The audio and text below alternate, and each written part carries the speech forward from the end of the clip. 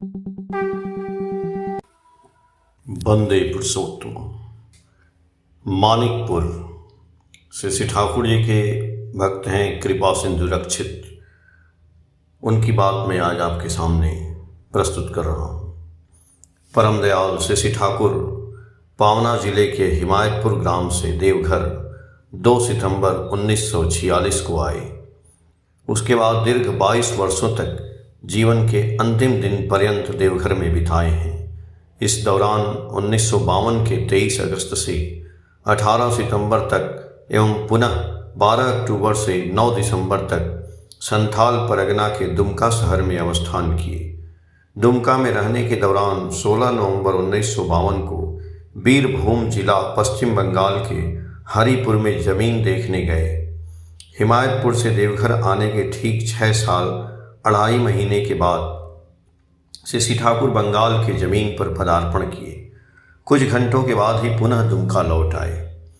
देवघर आश्रम से कभी कभी परम पूज्यपाद श्री बड़दा आसपास के प्राकृतिक दृश्यावली समृद्ध निराला जगहों में कुछ समय के लिए श्री ठाकुर को घुमाने ले जाते थे।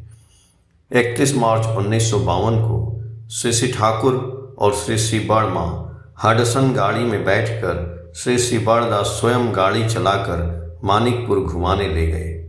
यह जगह ठाकुर बंगला से प्राय 10 किलोमीटर दूर जसीडीह जंक्शन के पश्चिम दिशा के रेलवे फाटक से थोड़ी दूरी पर सिग्नल के पास है।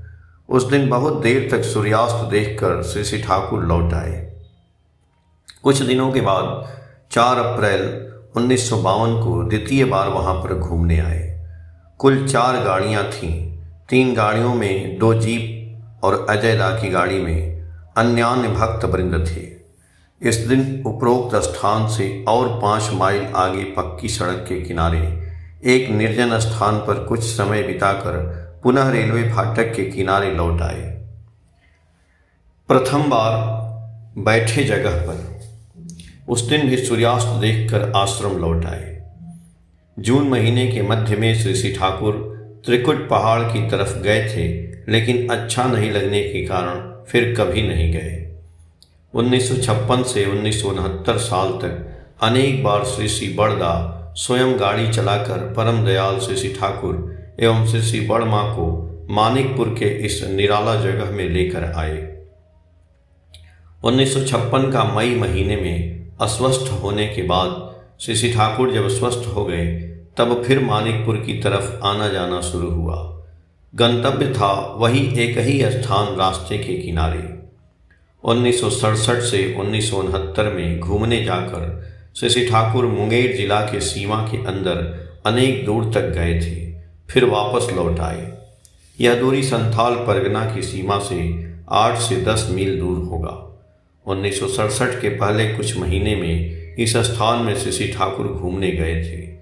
पहाड़ संलग्न जंगल से श्री बड़दा करौंद एक खट्टा छाटा फल एवं शतमूल तोड़कर लाते थे। स्वहस्त से शतमूल का मुरब्बा तैयार करके ठाकुर के भोग में देते थे।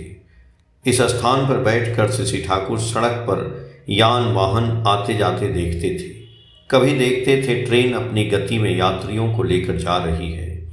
अपने ही लय में मुगल सराय पैसेंजर ट्रेन सभी स्टेशनों में रुकती है, सभी को लेकर उसका गंतव्य स्थान पहुंचाती है। इसलिए इस ट्रेन की प्रकृति श्री ठाकुर को बहुत अच्छा लगता है। अपलक नज़रों से इस ट्रेन के चलने की गति को देखते रहते थे। 1968 साल में श्री ठाकुर इस मैदान में घूमने आने के समय श्री बड़मा को मानिकपुर में जमीन लेने की बात बोले थे। लगने लगा पहाड़ की गोद का यह निराला परिवेश श्री ठाकुर को बहुत पसंद है। गाड़ी में तंबू लगाने की सामग्री वगैरह लाया जाता था। तंबू द्रुत गति से लगाया जाता था। इसके अलावे रहता था श्री ठाकुर के व्यवहार हेतु विभिन्न प्रकार की सामग्री, बैठने का आसन, पानी का लोटा, पिकदानी, गमछा, तंबाकू सेवन करने का सामान इत्यादि। अनेक दर्शनार्थी आश्रम से अनुगमन करते थे।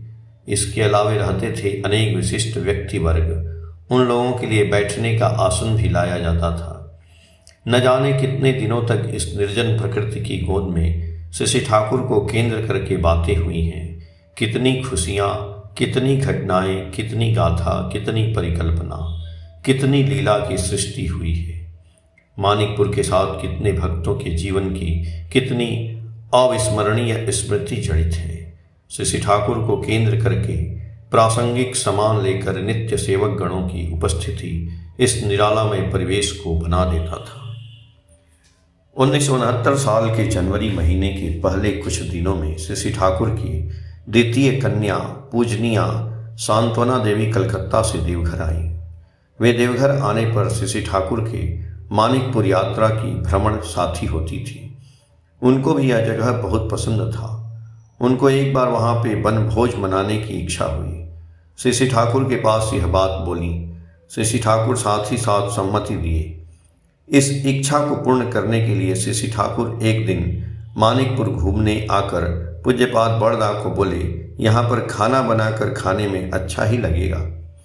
शशि बड़दा तत्क्षण इसकी तैयारी में लग गए। 10 जनवरी का पूजनीया सांत्वना देवी कलकत्ता लौट जाएंगी। वनभोज का दिन निश्चित किया गया 9 जनवरी बृहस्पतिवार 1969 को। वनभोज का दिन निश्चित होने के बाद से ही तैयारी आरंभ हो गई। मानिकपुर के मैदान के सबसे ऊंचे जगह पर 2 तंबू लगाए गए। एक में परमदयाल शशि ठाकुर, दूसरे में जगजननी शशि बर्मा। मैदान की खुली जगह से डिगरिया पहाड़ दिखाई दे रहा है। पहाड़ पेड़ों से आच्छादित है। उस दिन कुछ लोग नहीं, आश्रम से बहुत सारे लोग वनभोज में आए हैं बहिरागत दर्शनार्थी भी। अपने आनंद में मशगूल सभी इधर उधर घूम रहे हैं। दल बनाकर पहाड़ पर जा रहे हैं। वन बैर, वन फूल, करौंदा इत्यादि खुशी मन से तोड़कर संग्रह कर रहे हैं। शशि ठाकुर पहाड़ की गोद में इधर उधर घूमते भक्तों को कच्चे या पक्के सड़क की तरफ यान वाहन चलते देख रहे हैं। वह आवाज़ भी वे सुन रहे हैं। ट्रेन के आवागमन की आवाज़ भी सुन रहे हैं। दूर में एक ट्रेन अपनी गति में चल रही है।